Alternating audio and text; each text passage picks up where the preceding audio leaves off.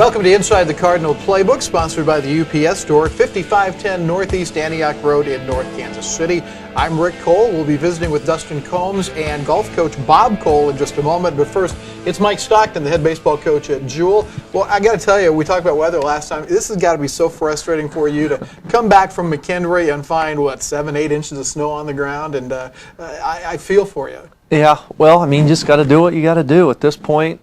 I'm past the delirious stage, and we're just going to deal with it the best we can and move forward. Well, it's hard to tell when you're going to play next at home with all that snow, but let's talk about this past week. Starting with the McKendree 4-game set in Lebanon, Illinois, and losing all 4 games, though, I imagine that was frustrating in itself. Oh, it was very disappointing. We didn't really play well in any aspect of the game. We pitched well at times. I thought that our starting pitching didn't do that poorly, but we gave them 0 run support. We made errors. We made some base running mistakes, and then I felt like we had some bad hops and some breaks just not go our way. So overall, it was a really bad weekend for us. Nothing seemed to go well. Well, the scouting report from the players that I happened to run into said nothing went our way. We got all bad hops. They got all good hops. The weather was awful, and the field didn't play very well, and wasn't a great weekend in that way. Does that about sum it up? That sums it up pretty well. Well, let's talk about the good things that happened. Starting with that starting pitching, which has been fairly strong for you this spring. Yeah, we had a 1-run lead going into the bottom of the 9th of the first game, and obviously there's a reason why the last 3 outs are the toughest, but we didn't get the last 3 outs, and I felt like our whole team changed at that moment in time, and we never recovered, and we played poorly the last 3 games. What was the situation? Just Drew Matrician had started the ball game for us, and through 8 great innings, despite us playing poorly behind him, I think we made 6 errors in the ball game, and so we didn't play well behind Drew. He gave us a gutty performance, a good effort, just stayed with it, hung tough. We did have a 1-run lead, and we just couldn't get the last 3 outs of the ball game for him. Right. And so, like I said, it just kind of seemed to snowball into a downward spiral after that. We had a great week of practice, I felt like. We had corrected some things we needed to correct. I feel like our enthusiasm was in a good place Saturday morning for pregame, and during the first 8 innings, we were still doing, staying positive even though we were making some mistakes. And I just think the whole weekend would have changed if we could have found a way to get those last 3 outs to win that ball game. So we had a 5-4 lead, and they scored 2 runs in the bottom of the 9th, and we just didn't recover from that. And then game 2, Cody Downing started for us, and Cody pitched well, but we just couldn't get our offense rolling. All of our starters threw well at times. Game 3 was Billy Kirkpatrick, and he wasn't as good as I've seen him, but he still competed well enough to give us a chance. And then David Collins, I felt like, threw very well again, and our offense just didn't compete enough to give our starting pitching a chance. You talk about competing as an offense. What particularly are you talking about? Well, we didn't have a very good 2-strike approach. We struck out too much. We struck out too much looking. We didn't put the ball in play enough. We had runners on base, but we never hit when runners were in scoring position. Right. That seemed to be what they did. They didn't hit the ball great either, but when they got a runner in scoring position, or when it was 2 outs and they needed to hit the most, they got it. We didn't. We had runners on base. We just couldn't capitalize on that. The weather being what it is and looking like you'll be inside for the next few days, are those things you can work on in the cage inside? Is that something you can address this week, or do you need to be outside to do that? Well, outside is better, but at this point, I honestly don't know that it's an issue of some mechanical thing that we have to adjust. I think it's more of a mental adjustment. More focus, getting tougher, being ready for the moment. That's something we've been talking about lately, is there are going to be moments in games where we have to step up and make better plays or make the plays, and they don't always have to be great plays, right, just routine plays, or sacrifice bunting at the right time. Base running has kind of been a little bit crippling for us at times. So I don't think that these are necessarily mechanical flaws that we're going through. It's just it's an attitude. It's an intellectual understanding that we're not playing the game well right now. Right, right. You mentioned your starting pitchers this weekend, and I was thinking as you went through them that 2 of those 4 have been pitchers of the week already this year, and Cody Downing was pitcher of the week in the conference last year. 3 of your 4 starting pitchers have been conference pitchers of the week. You've got some solid starters. Mm-hmm. Yeah, we really do. The last thing, I've communicated this to my team as well, but I don't want this to become us versus you or pitchers versus hitters. Because I think that happens. You see it in all sports, offense versus defense. We're playing well, you guys aren't playing well. I don't want it to become that because, when you look statistically, our pitchers aren't perfect either. So, but I would say, we have to be honest too in how we're trying to evaluate, and it's our offensive part that is struggling much more than our pitchers at this point. Had a chance midweek this past week to look at some different players, and we had talked about the opportunities for younger players perhaps, or less experienced players, to get in a few at-bats in games such as against Graceland and against University of St. Mary. Did you see something in those 2 games going back to last week that maybe we could talk about here for a moment? Well, I think we had some guys that got to pitch in conference this weekend that have never pitched or have pitched sparingly. We had some freshmen that got to play in those games that you referenced, St. Mary and Graceland, that I put into the game this weekend against McKendree. Who got a chance to throw? Dylan Pollock threw, Tim Miller, and Chris Mancha. Okay. All got to throw in conference games, and that's a first for them. I would imagine at some point in this season, those names, those players are going to be very important. Yeah, absolutely. I mean, we need guys to step up for us, and it comes back to this moment. There are moments in time, and when you get those moments, you need to know how to capitalize on that if you want to get more playing time the next opportunity that comes around. So we're looking for people to be able to step up in those moments and perform, and that's how you continue to get your next chance to play. For example, I thought Jesse Gray did a good job of that for us this weekend. Jesse had some very minimal playing time, and we've kind of had a revolving door in left field. And we made a decision to put Jesse out there in the first day on Saturday, and we were going to let him play both games regardless of how he did, and he performed well. And so then we let him play again on Sunday, and Jesse made the most of his opportunities. So he's going to get more opportunities in the future. We've talked about the starting pitching being good, but who else has played well for you in terms of position players so far this spring? Well, I think everyone's had their moments where they've played well. J.D. Ware, our third baseman, has been a very pleasant surprise. He's young. He's a sophomore.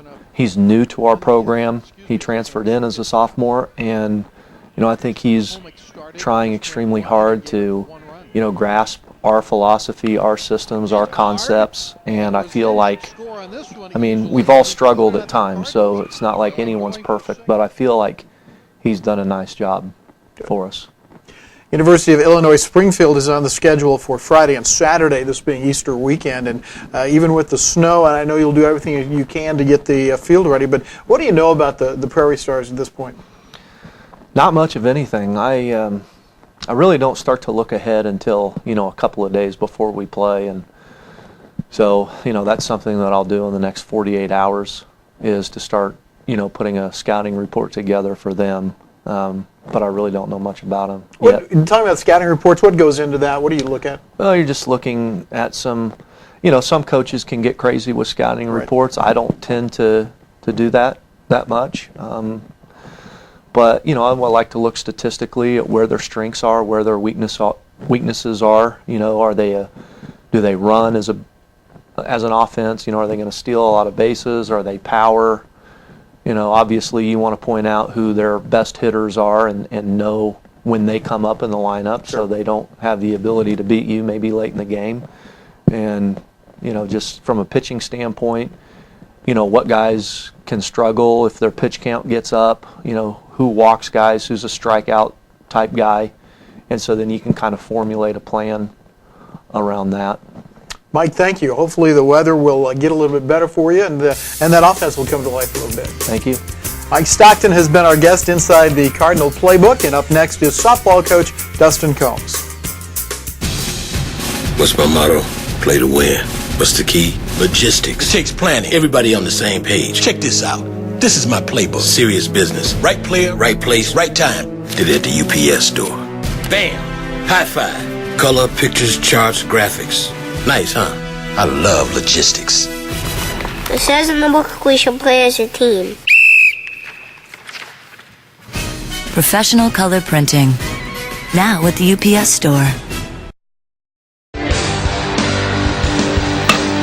It's hard, and Razin should score on this one easily. It'll be 2-0 Cardinals. That's hit pretty well. It's got a charge in it. And caught by Herrera. The runners have to scramble back, especially at second base. Nice play. And the relay in time. Big time play by Ware. That's a lot of range right there. Back inside the Cardinal Playbook, and Dustin Combs joins us talking a little bit about softball. And you were just saying that with all the weather and all that, it's been a while since you guys have been on the field, and it doesn't look good for this week after the storm of the century. Yeah. Wipes you out for a couple of dates here. You had games scheduled Tuesday and Wednesday, makeup games against S&T and Drury. Where do those stand right now? We're looking to try to play those on April 9th and 10th. We have, of course, when you change a conference game in the Great Lakes Valley, you have to get paperwork submitted, and it's not just a coach's decision, but there's several people involved with that process, and quite a lengthy process at times with the amount of signatures and changing of paperwork. And it's what we've got to do right now. We need to get these games in, and I don't know when our field will be playable again. We haven't practiced on our field since February 17th, and we've played a lot of games, but have not practiced on our field since that date. So it's been real frustrating. Well, and folks, keep in mind that Dustin's talking about games that were rained out originally, rescheduled for Tuesday, Wednesday this week, and now look like they'll be moved again till April. Yeah. We well, of course, we were supposed to have a home breast cancer awareness game on Wednesday the 27th, and we're going to try, but I just don't see how that's going to be possible. We've got a lot of work ahead of us just to get the tarp off of our field. Let's talk a little bit about the games you did get in. You went to Lincoln University midweek last week and dropped a doubleheader there. And tell us a little bit about that doubleheader. Well, we had probably our most consistent pitching performance by the entire staff of the year. I believe we gave up 3 runs, 2 earned in the first game, and again 3 earned, and a total of 4 runs in game 2. And really, with the way we've been swinging the bat and putting runs on the board, that should be enough for us to get a win. And we ended up scoring 3 runs on the day. So got beat in 2 tough ones when pitching was good enough to win, and offense just didn't have the focus and approach that we had all weekend. Yeah, Mike Stockton was talking about that a little bit too, is that the mental part of hitting is so important, and each at-bat, each pitch that you see in that at-bat can really turn your season around, has the potential to at least. Yeah, and really I thought after the weekend series with Bellarmine and the one game that we did get in with McKendree, we saw some great things offensively that I was hoping would continue, and we had an approach that weekend that is our philosophy, and every girl had bought in up to that point, and then against Lincoln, we completely went away from that. And it was a point we made in that doubleheader, and every girl that we could say had a great day stayed with our philosophy, and those who didn't went away from it. Who had the good day for you? Ashley Barrett has really gotten hot here. I know she was 3 for 4 in game 1. hit a couple balls in the gap. She's really getting comfortable swinging away, which is something that she's very capable of hitting with power. And in that leadoff position gives us a lot of opportunities, and she's very dynamic leadoff. Do you like a leadoff hitter with some pop there? We've always had that. You know, that's something I changed my first year here. We moved a girl who had been in the middle of the lineup, but with athleticism, moved her to the leadoff position. And we like having someone who can, potentially start a game off with a ball in the gap or, anything extra base, and you're going to really have to pitch to them. Yeah. Who else played well? Kelsey Tanaik, first baseman, sophomore from Saskatoon, Saskatchewan, Canada. She had her best 2 games of the year so far. Really, like I said, stayed with the approach, and it was nice to see someone get in there and make something happen offensively. We had a few other girls have some good at bats, but on the day, Ashley and Kelsey really probably were the most consistent. Had a big pinch hit single by freshman Morgan Olson in that second game that kind of kept us in an opportunity to go at least to tie the game, and got who we would think was our best 2 chances, at least at the top of the lineup, Ashley and Faith in the top of the 7th, and they had good at bats, just didn't get the runs in. Who are your pitchers in the doubleheader? Well, we threw all 4. Actually, we didn't end up throwing Faith. Rachel Hayden came out in game 1 and had a great 5 innings of work, and like I said, gave us an opportunity to win. Gave up an unearned run late in the game. It was 2-1 going into the mid-innings, and we gave up an unearned run. And Corinne Fry in game 2 and Kaylee Barrett in game 2 both showed very good signs that they're getting comfortable and confident in what they're capable of doing. You've got the games, of course. It looks like they won't be played this week. What's coming up the next weekend? Well, our next right now, our next conference games are at Maryville University and UMSL University this weekend, Friday and Saturday. Due to Easter being on Sunday, we'll play a Friday-Saturday doubleheader. I know they got a little weather this weekend as well. I'm hoping it looks, the extended forecast looks really promising, so we're hoping that dry fields are in St. Louis, and it looks like even maybe in the 60s, which that sounds outstanding. Take a little bit of that, couldn't we? We can take that.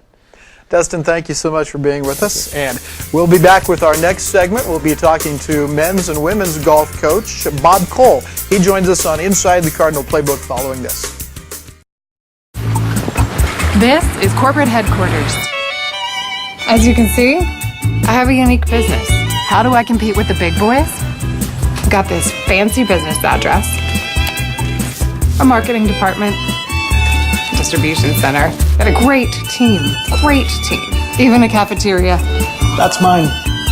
From packing and shipping to printing and mailbox services, come into the UPS store for everything a small business needs. I love logistics. Before the game or after the game, it's Poor Boy Oil Company for your pre- and post-game food and beverage. ConocoPhillips and BP Amoco Fuels get you to the game, and our large vendors give you great food and beverage choices before or after the game. Our small-town roots and family value philosophies help us to maintain the highest standards in customer service and value. Poor Boy Oil Company. Find us around the Northland, wherever the Cardinals fly. Welcome back, everybody, to Inside the Cardinal Playbook. We're joined in this segment by head golf coach Bob Cole, who joins us here. And Bob, I know the golf coaching situation has changed a little bit in the last few months. Could you kind of update us on who's doing what and who's responsible for what? Absolutely. Well, when I came to Joel, I'm the head women's golf coach, and here recently I'm working with the assistant athletic director, Joel Lucan, to taking over the functions of the men's team. So I'm going to be assisting on the training side, setting schedules and working with the players individually and going forward with both the men and the women's teams. Are you kind of each acting as each other as assistant coach in some way? Is that kind of the way to look at it? Primarily on the men's side. On the women's side, that's still my baby, and I'm kind of that's near and dear to my heart. So, but I'm Joel and I are both working on the men's side again with the training and all aspects that comes with the men's side. Well, let's talk a little bit about the men here in a moment, but first let's focus on the women. The weather has been the topic of discussion. How has it affected the golf program? Actually, the impact has been quite significant. I can't imagine. Well, not having the ability to go outside and to really work on the game and the real outside fundamentals of hitting different types of shots from different types of lies and just having, being out on the golf course, we're basically subjected to working inside, putting, swinging the golf, club, hitting golf balls inside, and that's good for getting your swing back in where you want it, but it doesn't give you a real idea of where the ball's going, and so that's basically the impact it's had for both teams, and to the point that last year we had an event in early March. This year it was canceled. Last year the temperatures were in the mid-60s, and then we were unfortunate to get hit with the 20-plus inches of snow. So that it canceled everything. So we're still in that state of waiting for our next event, which is the 8th and 9th of April. You said something there that caught my ear a little bit. Excuse me. As a former baseball coach and talking to Mike and Dustin, when you're inside the cage as a hitter in those sports, you want to hit the ball hard. But in golf, you really do need to know where the ball's going, right? You do, and like I said, we can work on different things. Impact, technique, which is all very important. But when it's all said and done, you have to translate that ball striking to the golf course, and it's about getting lower scores. And probably where you really lose it is the touch around the greens and hitting the pitch shots, the sand shots, and just working on and actually some creativity that really comes as part of the golf game. I know this fall you were so excited about, especially your younger ladies that were golfing this year. Let's talk about them a little bit and with the progress they've made maybe over the course of the winter and into the spring season. The progress continues to be very good. My expectations for the whole freshman class is extremely high. When and partly because they work hard, they worked hard and good in the off season. When it was the summer, in the fall, they themselves have set their expectations quite high, and with that comes some objective data that I had come across again from GolfStat, which is our objective data pool that basically says that when you take a freshman class and its impact on a golf team in Division II, this freshman class is in the top 18 of the country, how it impacts a golf team. So they're aware of those expectations. They continue to work very hard. They're very diligent in their work, and they also like to be out on the golf course, and they like to work on their game. So my expectations for all of them continue to be high, and that's not going to change. Would you please tell us about some of those young ladies and maybe a little bit about each one of them? Yeah, one of them, Alex Steinkamp. She's from the Savannah, Missouri, St. Joe area. Very good player. Hits the ball very solidly. One of the things that Alex and I are working on is continuing to work on some of the short game, but a very good player. Then I have Alexis Buford. She's from Overland Park, Kansas. Very good player. Hits the ball a mile if she hits it. Again, she and I are working on some different technique things, but it's made some good impact on the team. Courtney Wells from the Derby, Wichita area, probably the most consistent freshman that I had. Didn't have the lowest score, Alex Steinkamp did, but Courtney brings with lots of good on-course poise. And so that's one of the things that we're continuing to work. Her mental game is very good. And then Madison Smith from Independence, Missouri, very good player. We're working on some different swing adjustments. She's working on some things that we need to change with her swing, which can have some impact on some consistency issues. But for Madison, she works hard. She's always asking the right questions and doing things so that consistency issue is becoming less and less of an issue for her. When you recruit somebody for golf, what do you look for? What's the thing you can see in a young golfer? I can, when I start looking at whether it's a, young lady, young man in terms of golf, I like to see how they practice. I like to see what clubs are pulling out of their bag. I like to see their mindset, how long it takes them to hit the golf ball. I like to see if they can hit some quality shots. I like to see the flight of the ball. Is it something that we can work with? Is it conducive to good scoring? And then some swing things. If I need to look at rebuilding swings, I can do that. I don't like to have to do if I don't need to, but I usually in that first couple visits, it's more about the quality of their striking, and then I start talking to them about their conduct in class, their grades, their academic behavior, and how their mindset and their approaches to the academic side of things. Bob, before we move on to the men's team a little bit, tell us again when do you expect to play next? We play in a Division I event hosted by UMKC. It's here local at Shoal Creek, and that's April 8th and 9th. Good. Let's talk now a little bit about the men. As you said, you're assisting Joel Lucan with the men's team, and so you have some knowledge of them. And tell us a little bit about the men's team at William Jewell. The men's team it's a great group of young men. I think there's lots of talent there. We're working on lots of different structural things, in terms of practice and working on different quality shots. One of the things that a lot of the men players like to do, they like to hit lots of quality shots on the range. I want them to change their mindset to translating that over to the golf course. There's lots of talent. All the players have the ability to hit the ball an exceptionally long distance, and so we're just changing some of that mindset that it's not always about distance. We need to get the ball in the hole. Right. Can you tell us a little bit about some of the individuals that are out for golf? Yes, consistent wise, the two of the players, Connor O'Neill and Grant McNeely, were the two top players through the fall season. They have Derek Peterson and then Chris Paperi, Matt Monroe. And so we have some of those players that are back with us that are good young players. Grant Jansen from St. Louis, and then we have a couple young men from here, local Hugo Mendoza, local Ralph from Liberty. And so they all complement each other well. They get along well. They like to practice. They practice very hard. Right. Again, it's just changing some of the culture that we're going to practice a little bit differently. Right. And my expectations are high for them as well. For people that aren't familiar with the Jewell Golf program, what would you want them to know about the program, whether it's the men's program or the women's program? That it's not a second-class sport. The school takes the golf program very seriously. There's lots of support, and that's one of the things that I tell each individual coming here is that there's opportunity. Both golf teams are growing. There's a certain amount of travel that's required. We go to a lot of nice golf courses. Again, the program's growing. There's support, and the school is very much in support of what we're doing and what our initiatives are. And I've felt that support every inch of the way. Thank you, Bob. Appreciate All right, it. thank you. That's Bob Cole, the head women's coach, and this year assistant men's coach here in golf at William Jewell College. And we're back with a final word on Inside the Cardinal Playbook after this. So, I'm my own man. I can work from home. I can make meetings, I can make deadlines, I can make proposals, I can remember birthdays, I can entertain clients, I can pay for lunch. Yeah, I can do it 2 o'clock, 3 o'clock, 3:15, I can do anything. Done, on it, yes, taken care of. 50 two-sided bound color presentations by tomorrow, I can do that. How do I do that?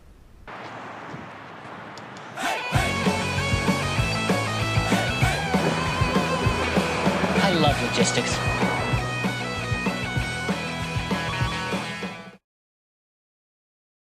Get ready for real tropical deliciousness only at Golden Corral. It's our brand new Tropical Island Grill. This is like a tasty trip to the islands. We're talking real island cooking at its best. It's perfectly marinated grilled Key West chicken. It's breaded spicy Cozumel Island shrimp you have to taste to believe. It's grilled Fiji lemon pepper tilapia. It's fire grilled sizzling teriyaki sirloin and much more. It's all part of our endless dinner buffet, still for one amazingly low price, and it's only at Golden Corral. Help yourself to happiness. And that's Inside the Cardinal Playbook for this week. Thank you for joining us. Remember, our show is brought to you by the UPS Store at 5510 Northeast Antioch in North Kansas City. We'll see you next week inside the Cardinal Playbook.